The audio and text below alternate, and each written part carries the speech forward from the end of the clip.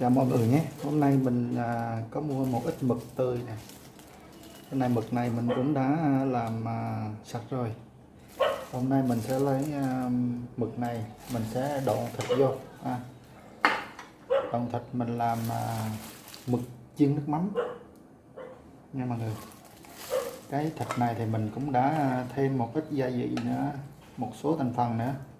Mình sẽ độn vô con mực và mình sẽ đem đi chiên nước mắm. Với thêm một ít trứng nữa. Mình đập mấy quả trứng mình trộn vô với thịt, xong mình đem mình sẽ nhồi vô cái ruột của con mực nha.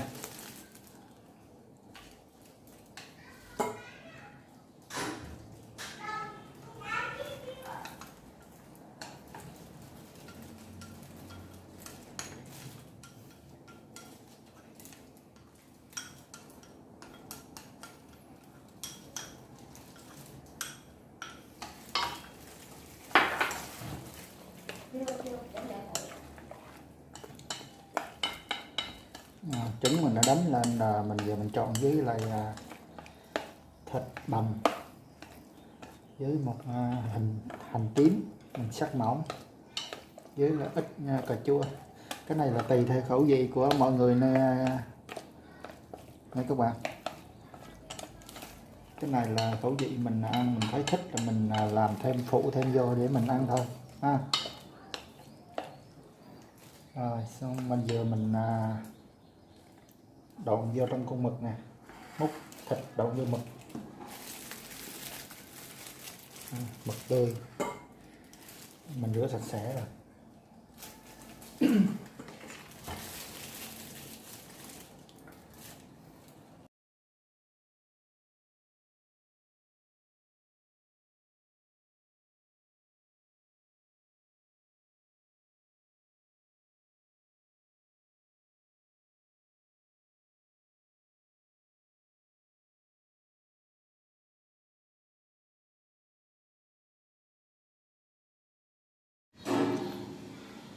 Rồi mình đã độn thịt xong rồi nha các bạn. Mình đột 4 con mực này là mình đã độn căng thịt, nó cứng cái bụng đó rồi. Giờ mình đem đi hấp sơ trước đi cho nó chín cái phần thịt ở trong, rồi mình mới đem đi chiên nước mắm nha. Giờ mình đem đi lại trong nồi, bỏ vô nồi để mình hấp.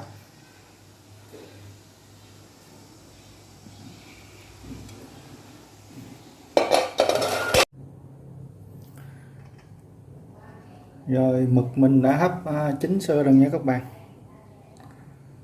Giờ mình bắt lên, mình đổ mắm vô, bắt đầu mình chiên nước mắm nha. Mực hồi nãy bự mà giờ hấp sơ cái giờ còn kêu riết vậy.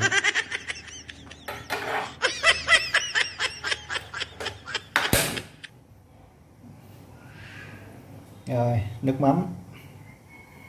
mắm mình cũng có pha chế một tí xíu rồi nha, cho nó bớt mặn. Mình chỉ bỏ đường cho mình quậy thôi.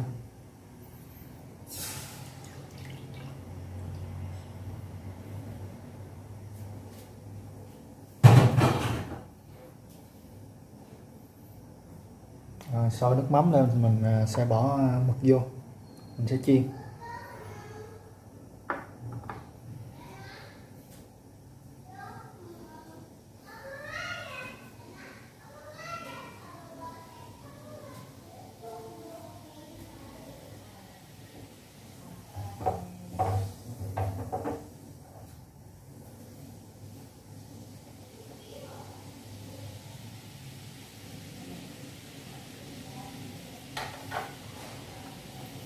Rồi, nước mắm sôi rồi nha, bỏ mực vô này.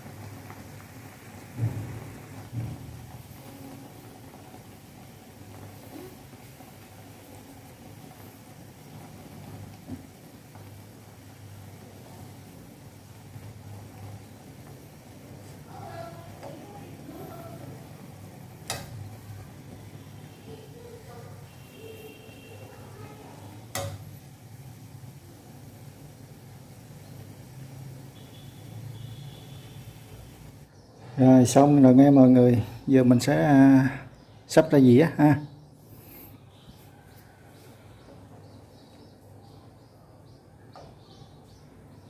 Ồ, ngon quá,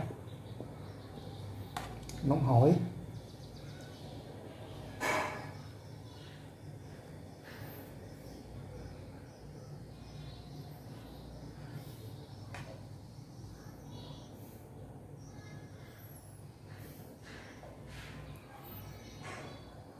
Wow.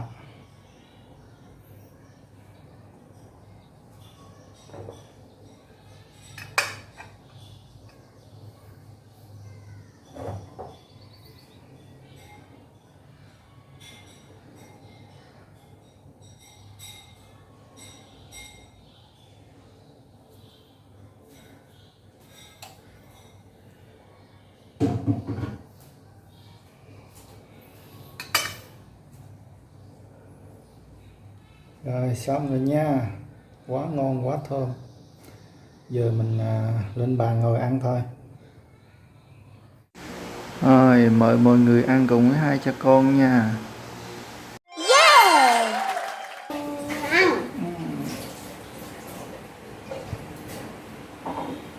Rồi, mời các bạn ăn nha.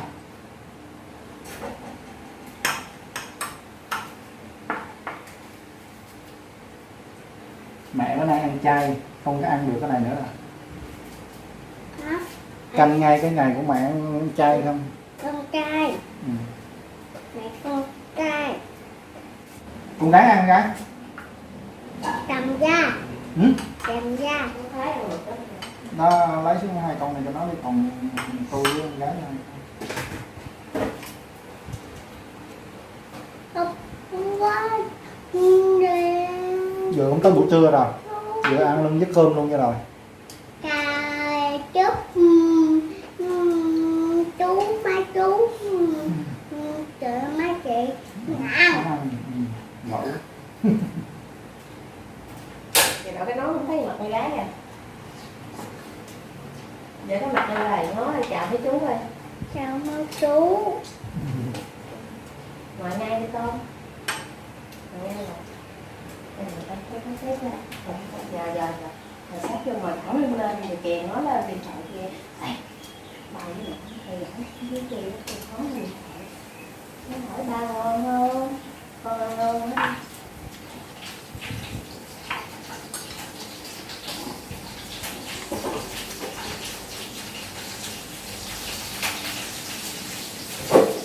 Ăn một này, cái một cái ăn.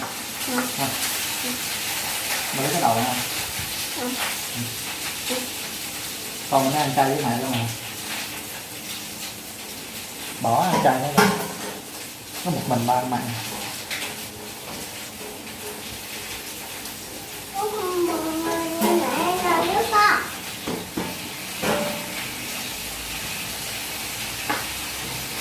Chứ phụ con là như riêng con. Phụ là con trai.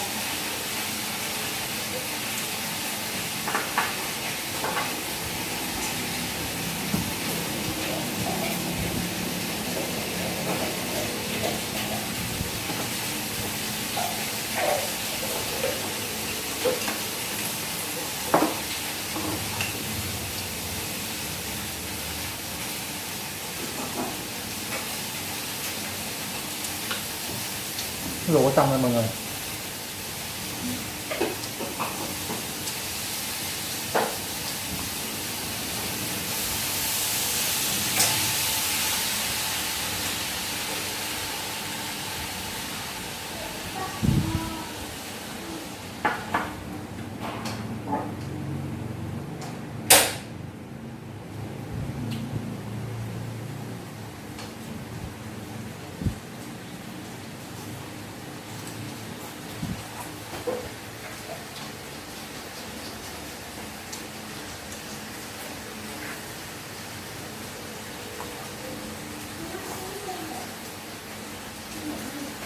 Ngon nữa ăn luôn không? Ăn một cây, nó bỏ cho. Nó chơi không, không chịu ăn.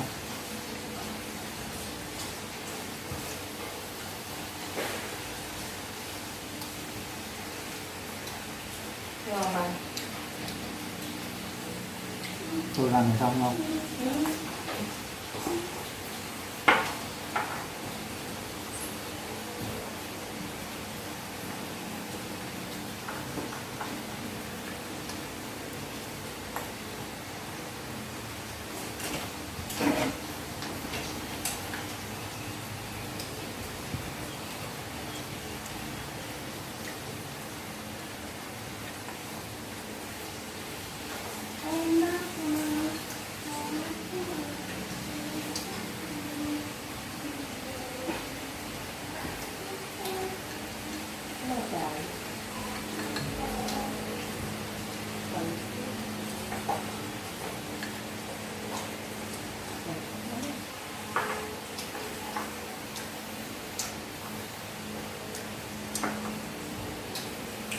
Anh đổ xuống không? Đừng nó ra.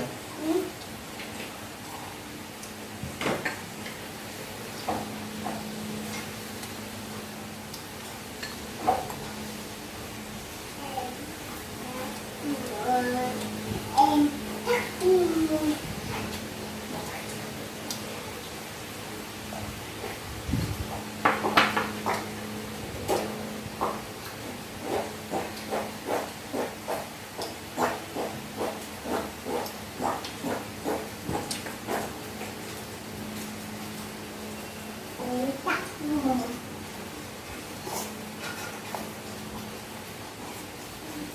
Chị cần uống nước hả?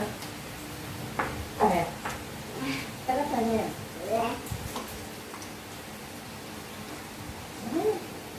Viết không chị viết ra này. Tay.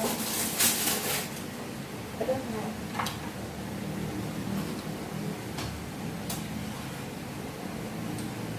nhiều quá nè. Giờ uống hết đi. Hả? Uống hết đi. Đang tìm cái trên của mình. Đặt một điều.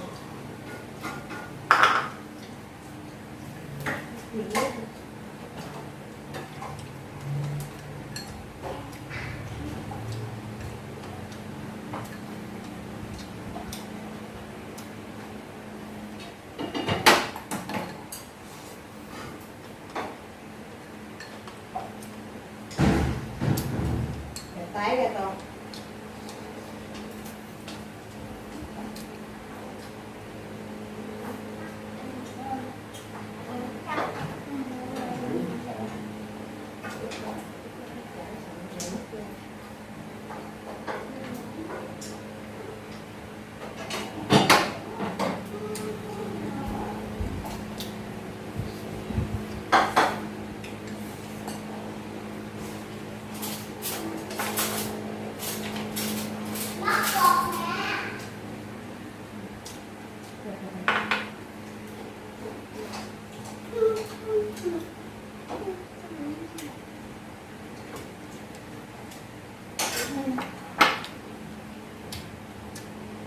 Đau nhiều đau răng đau tay khó hơn rồi. Hỏi mình.